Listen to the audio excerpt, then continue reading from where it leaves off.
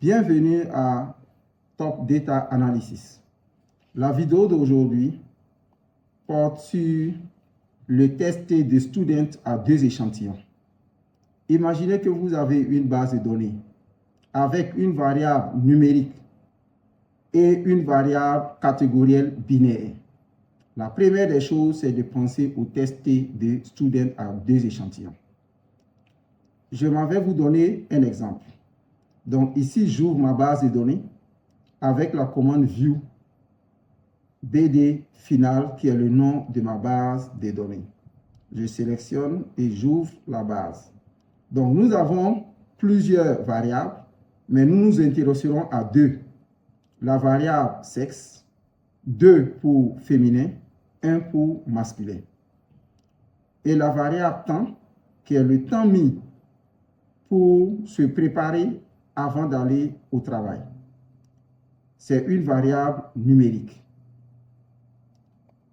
Pour de tels cas de figure, la première des choses à faire, c'est de vérifier si la variable temps, qui est numérique, est normalement distribuée dans chaque groupe. Pour cela, nous allons utiliser la commande with bd final, qui est le nom de ma base de données, tapply, la variable temps, qui est la variable numérique, la variable sexe, qui est la variable catégorielle binaire, et nous mettons le test de Shapiro-Wilk. Donc, le test Shapiro-Wilk test permettra de vérifier s'il y a la normalité entre les deux groupes. Donc, je lance cette commande et nous avons ici le résultat. Pour le groupe 1, c'est-à-dire les hommes, nous voyons que le test de Shapiro-Wilk nous donne un p-value de 0,07 qui est supérieur à 0,05.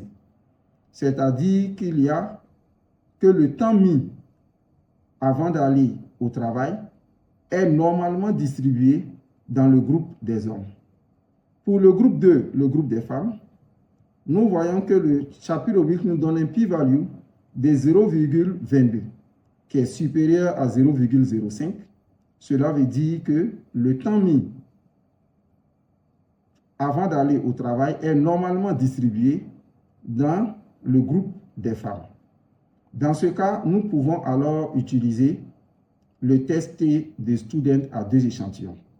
Parce que la variable numérique est normalement distribuée dans chaque groupe et la variable catégorielle est catégorielle binaire.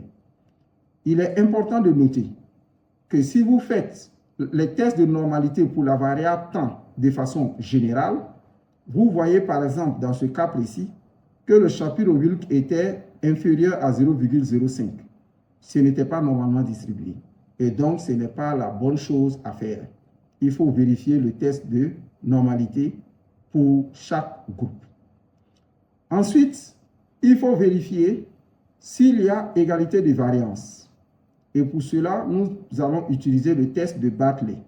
La commande, c'est bartlett.test.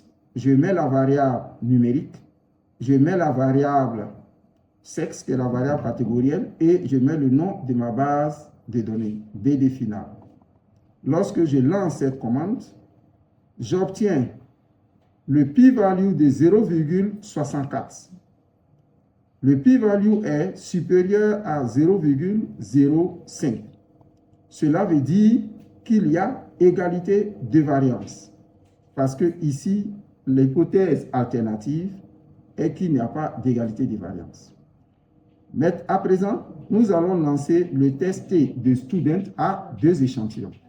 On écrit t-test, on met la variable numérique, la variable catégorielle binaire, on met le nom de la base de données et var égale à true parce qu'il y avait égalité de variance.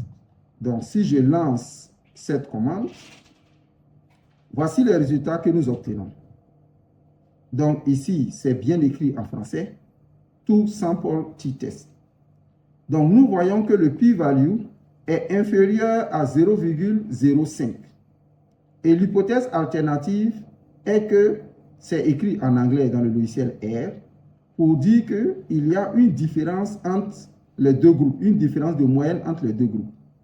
Comme le p-value est inférieur à 0,05, nous disons alors qu'il y a une différence de temps mis entre les hommes, une différence de temps moyen mis par les hommes et les femmes pour se préparer avant d'aller au travail.